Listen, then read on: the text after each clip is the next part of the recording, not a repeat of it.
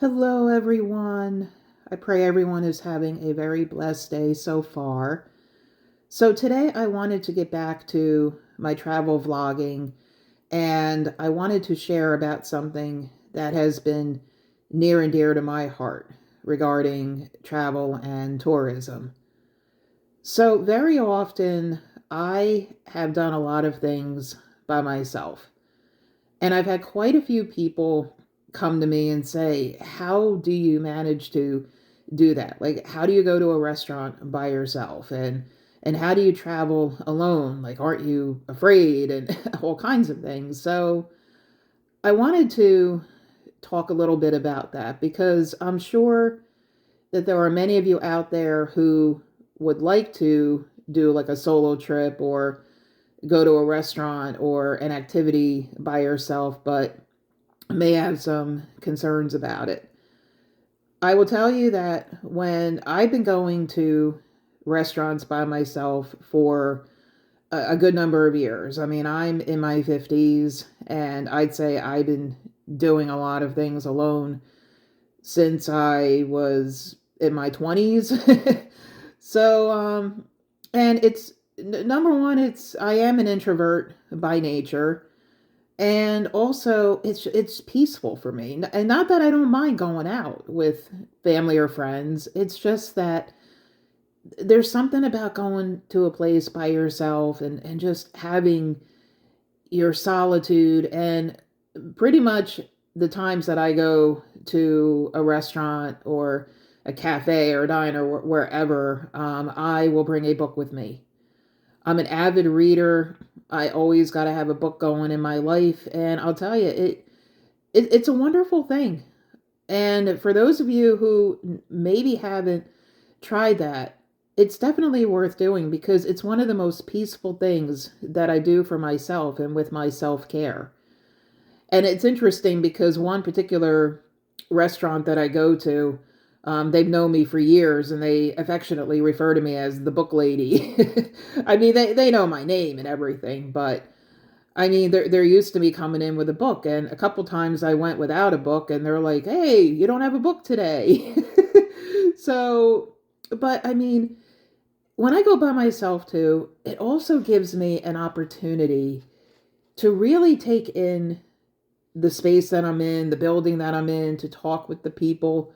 Because when you're with other people at your table, you're engrossed in what's going on around with the people that you're with. You're hearing conversations. You're not really taking in what's going on around you. And when I go by myself, I love the fact that I've gotten to know a lot of the servers, the hosts, even a couple people in the kitchen, and I get to talk with other guests that go in. And sometimes people ask me, like, "Oh, what are you reading?" And it's just a really wonderful opportunity to get to know the people that are in that restaurant or that diner or that cafe or whatever it is. I mean, I really make it a point of talking with the people and just getting to know them because they work hard. I mean, working in the food industry is one of the toughest industries. I mean, always on their feet, always having to do multiple things at the same time. I mean, I sometimes get exhausted seeing how much they do, especially the servers. And I have met some of the greatest people through going to, going to restaurants for many, many years by myself. And they're my friends, and the places I go to, I mean, I consider them friends. I mean, I feel that buildings have souls and that buildings have memories, and I just really get to take in the sights around me. I get to take in the people around me, and it just helps me, especially like as a creative and somebody who really likes to take in what's going on. It's a wonderful thing. I've been to concerts by myself. It's the same thing, getting to really see the people that are in there performing and talking with people around me and the sights. So it is something that, again, and I'll get more into this on other videos about traveling solo and tips that have worked for me.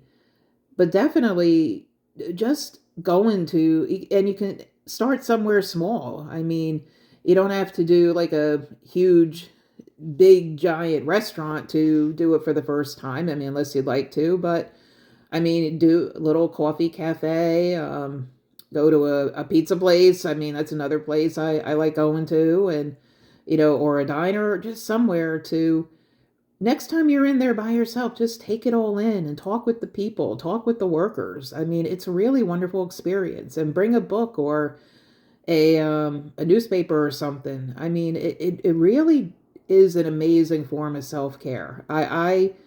I do it a couple times a week. I mean, sometimes more. And I just absolutely love it. Breakfast is definitely my favorite time to do it.